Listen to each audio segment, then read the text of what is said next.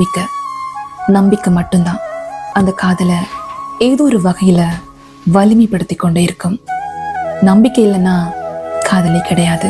அந்த நம்பிக்கையில தான் நம்ம கூட காதலிக்கிறவங்க அவங்க வாழ்க்கையில நடந்த எல்லா விஷயங்களையுமே பகிர்ந்து கொள்றாங்க.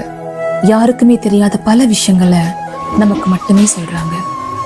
காரணம், நம்ம மேல உள்ள நம்பிக்கையும் தாண்டி அந்த காதல் மேல உள்ள நம்பிக்கை.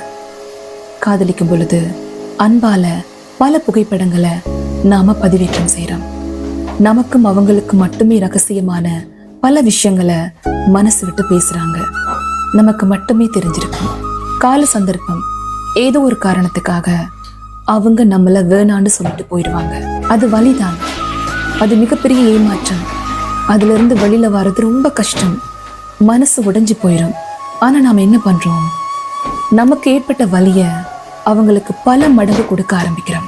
காதலிக்கும் போது நம்பிக்கையா அவங்க பகிர்ந்து கொண்ட அத்தனை விஷயங்களையும் நாங்க எல்லோருக்கும் தெரியற மாதிரி அதை பகிர்ந்து கொள்றோம். அவங்களோட எடுத்த புகைப்படங்கள், அவங்க நம்ம கிட்ட பேசின உரையாடல்கள் எல்லாத்தையுமே எல்லாரும் பார்க்கக்கூடியவாறு அதை நாங்க தெரியப்படுத்துறோம். என்னெல்லாம் பண்ணா அவங்க பேர் இல்லாமல் போகுமோ அது எல்லாத்தையுமே முழு முயற்சியோட நாம பண்றோம். அவங்க உங்க வாழ்க்கையை விட்டு போயிருக்கலாம். அதுக்காக அவங்களுக்கு ஒரு வாழ்க்கையே இல்லைன்னு கிடையாது. அவங்களுக்கும் ஒரு குடும்பம் இருக்கும். அவங்களும் இந்த வாழ்க்கையில வாழணும். நம்மளை விட்டு போனாங்கன்ற ஒரே காரணத்துக்காக நாம அவங்க இந்த உலகத்தையும் விட்டு போற அளவுக்கு வலியை கொடுக்க கூடாது.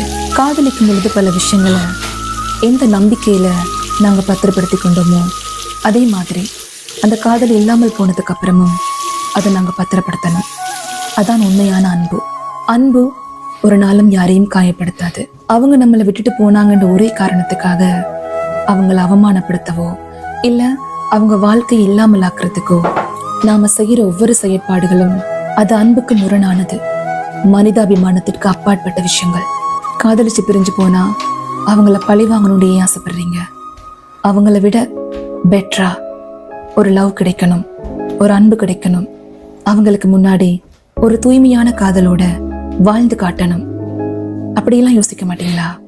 10 வருஷம் காதலிச்சிருந்தாலும் 10 நிமிஷம் நீங்க அவங்கள அவமானப்படுத்துற அந்த நொடி அந்த 10 வருஷ காதலையுமே மொத்தமா இல்லாமல் ஆக்கிறோம். அவங்க தப்பே செஞ்சிருந்தாலும் ஒரு காலத்துல அவங்க நமக்காக வாழ்ந்தவங்க, நம்ம கூட அன்பா இருந்தவங்க, நம்ம வாழ்க்கையில ஒரு துணையா இருந்தவங்க. அதை நினைச்சு கொள்ளுவோம். அப்போதான் கடவுளும் இந்த பிரபஞ்சமும் நம்ம கூட எப்பயுமே இருக்கும். பழி வாங்குறது எதுக்குமே முடிவு கிடையாது.